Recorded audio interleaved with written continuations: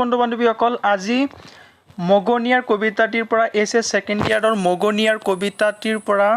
যেটো ৰচনা কৰিছে যতীন্দ্ৰনাথ দুৱৰাই সেই কবিতাটোৰ পৰা বহুকেইটা প্ৰশ্ন উত্তৰ আৰু বহুকেইটা প্ৰশ্ন লৈ আহিছো গতিকে আপোনালোকৰ সহায়ৰ বাবে আপোনালোকৰ উপকাৰ হ'ব গতিকে ভিডিঅ'টো স্কিপ নকৰাকৈ চাই থাকক আৰু এনেকুৱা ধৰণৰ নতুন নতুন ভিডিঅ' পাবলৈ চেনেলটো সাবস্ক্ৰাইব কৰক বন্ধু বান্ধৱীসকল আজিৰ 1 নম্বৰীয়া কেইটামান প্ৰশ্ন আছে প্ৰশ্ন নম্বৰ 1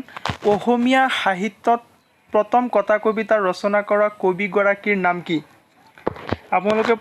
কোৱেশ্চনৰ উত্তৰটো এনেকুৱাকৈ লিখিব অসমীয়া সাহিত্যত প্ৰথম কথা কবিতা ৰচনা কৰা কবিগৰাকীৰ নাম যতীন্দ্ৰনাথ দুৱৰা 2 নম্বৰ প্ৰশ্ন কবি যতীন্দ্ৰনাথ দুৱৰাৰ জন্ম ক'ত হৈছিল 1892 চনত শিৱসাগৰৰ আমোলাপট্টিত জন্ম হৈছিল প্ৰশ্ন নম্বৰ 3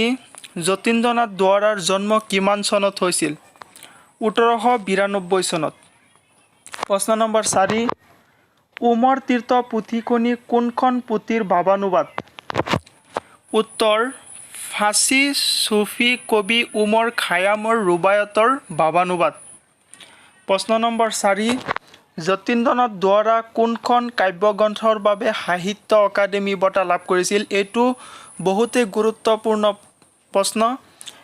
যতীন্দ্ৰনাথ দুৱৰা কোনখন কাব্যগ্ৰন্থৰ বাবে সাহিত্য অকাডেমি বঁটা লাভ কৰিছিল বনফুল কবিতা পুথিৰ বাবে যতীন্দ্ৰনাথ দুৱৰাই সাহিত্য অকাডেমি বঁটা লাভ কৰিছিল বন্ধু বান্ধৱীসকল মগনিয়াৰ যেটো কবিতা আছে 3 পৰা 4 নম্বৰৰ প্ৰশ্নৰ বহুকেইটা প্ৰশ্ন আছে ইয়াত এটো আপোনালোকে জানিলে পৰীক্ষা দিবলৈ বহুত সহজ হ'ব এইকেইটা প্ৰশ্নৰ ওপৰত আপোনাৰ 99% কমন আছে মগনিয়াৰ 1 নম্বৰ প্ৰশ্ন মগনিয়াৰ শীৰ্ষক কথা কবিতাটিৰ মূল ভাৱ লিখা 2 নম্বৰ প্ৰশ্ন কথা কবিতাৰ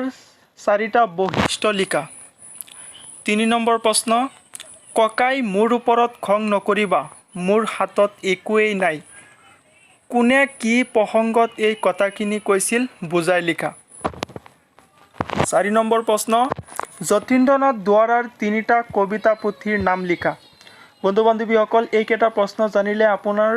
মগনিয়াৰ যেটো কবিতা আছে হেতু কবিতাৰ যদি কোৱেশ্চন আহে এছএছ সেকেন্ড ইয়াৰৰ ফাইনেল এক্সামত তেতিয়া হলে আপোনালোকে সম্পূৰ্ণ মাৰ্ক পাবলৈ সক্ষম হ'ব আৰু নেক্সট ভিডিঅ'ত আমি আলোচনা কৰিম যেটো নেক্সট